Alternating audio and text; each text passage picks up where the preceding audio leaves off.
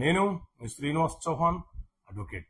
మిత్రులారా, gift deed versus will deed, బహుమతి మరియు వీలునామా అంటే ఏంటి? బహుమతి అనంటే ఏదైనా ఒక ఆస్తి మీద మనకు పరిపూర్ణమైనటువంటి హక్కులు ఉంటే ఆ ఆస్తి మనము ఇష్టపూర్వకంగా మనకు నచ్చిన వ్యక్తికి బహుమతి ఇవ్వవచ్చు.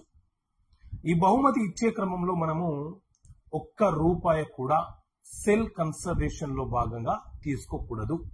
అంటే ఫ్రీగా ఇష్టంతోని మన ఆస్తిని మనము మరొకరికి ఇవ్వడము అనేది బహుమతి ఇవ్వడం అనేది అని పిలుస్తుంటాం.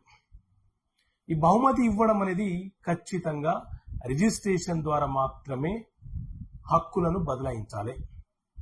బహుమతిగా ఇచ్చే వ్యక్తులను డోనర్ అని, ఎవరైతే గిఫ్ట్ గా తీసుకుంటున్నారో వాళ్ళని డోని అని పిలుస్తుంటాము. వారసత్వపు ఆస్తులు మనకు నచ్చిన వ్యక్తులకు గిఫ్ట్ గా ఇస్తామంటే చెల్లుబాటు కాదు. మన కష్టార్జితమైనటువంటి ఆస్తులను మాత్రమే మనము గిఫ్ట్ గా ఇవ్వడానికి మనకు హక్కులుంటాయి. రిజిస్ట్రేషన్ చేయలేని గిఫ్ట్లు చెల్లుబాట్లు కావు. గిఫ్ట్ అనేది ఏదో ₹100 బాండ్ పేపరో, ₹20 బాండ్ పేపరో, తెల్ల పేపర్ మీదనో రాసి బహుమతిగా ఇచ్చేస్తా అంటే కుదరదు. దానికి చట్టబద్ధత ఉండదు.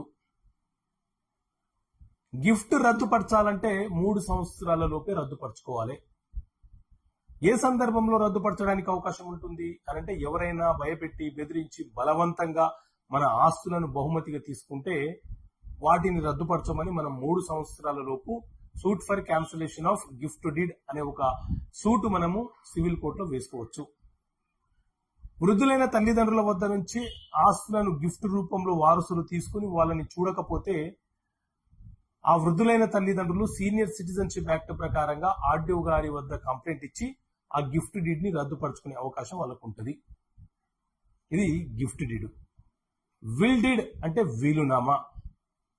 ఏ ఆస్తి మీదైనా మనకు పరిపూర్ణంగా హక్కులు ఉంటే మన తదనంతరం ఆ ఆస్తి ఎవరికి చెందాలో రాసే ఒక డాక్యుమెంటుని విల్ డీడ్, వీలునామా అని పిలుస్తుంటాము. ఈ వీలునామా అనేది ఖచ్చితంగా రిజిస్ట్రేషన్ అయి ఉండాలన్న నిబంధన ఏమీ లేదు.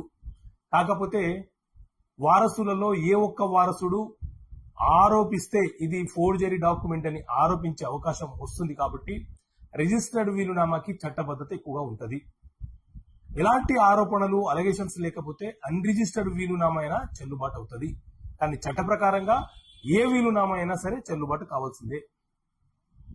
వీలునామా ఎవరికైతే రాశారో వారికే ఆ ఆస్తుల మీద హక్కులు ఆ వ్యక్తి మరణించిన తర్వాత సంక్రమిస్తాయి. అంటే వీలునామా అంటేనే ఎవరైతే